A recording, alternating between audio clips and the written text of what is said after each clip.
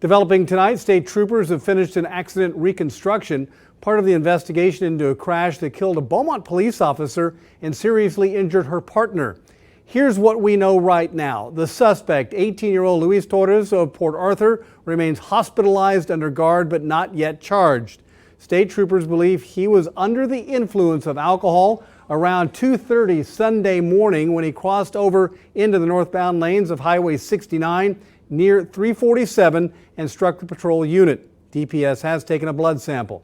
Torres was driving without any headlights on. The officer killed 23-year-old Sheena Yarborough Powell. Her partner, 28-year-old Gabriel Fells, was hurt. He was driving the vehicle.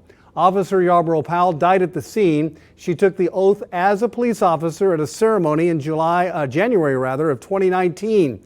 One of the 12 new officers sworn into the Beaumont Police Department that day. Shortly after the ceremony, she hugged her parents with Chief Jim Singletary looking on. She was married in October. The officer and her family are from Lumberton, and she graduated from high school there. Well, tonight the Beaumont Police Chief is praising his officers for supporting each other and the community for supporting the department. Chief Jim Singletary is here outside our KFDM studio with Tiffany Murphy. She joins us live now. Tiffany? Thanks, Greg. Thank you so much for joining us tonight, Chief. First of all, I want to apologize and offer our condolences for your loss. You know, police departments all across the country have come under great scrutiny and fire recently. Talk to us about how your department is being supported from not only the community but all across the nation tonight. Well, it's amazing. Even I knew that we had support locally. I really did, and I was trying to tell our officers how much support we had. And it's hard. It's hard for our officers to do the job that they've done for all the last 3 or 4 months. All the silly, bad, crazy things we asked them to do, and still do their job, not knowing how much support they have. But they see now that they're doing a good job, and the citizens all over Southeast Texas are aware of it and support our guys. And I guarantee you, Sheena would be just blown away by all the support, and that because she's such a great spirit and such a bright spot in our department, and she would be just overjoyed. She was just 23. So many of these officers are so young, yet they're so mature to take on this huge responsibility of potentially giving their lives for Southeast Texans as they're protecting us. Talk to us about maybe one of your greatest memories of Sheena. Well, I didn't know her like some of these other guys. She came in with 11 other officers, and they all they're really tight, and they get along, they work out together.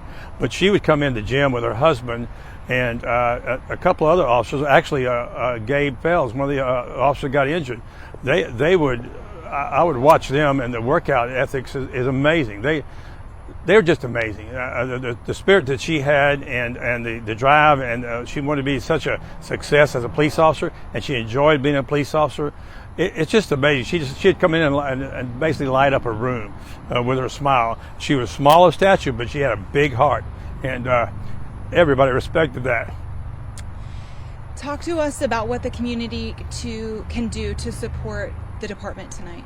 Well, it's amazing, all the folks that ask the same thing, and a lot of the individuals and the companies that have called would like to know that, and so they're bringing us food and snacks. You know, a good way to get a police officer's attention is some good food, especially if it's free.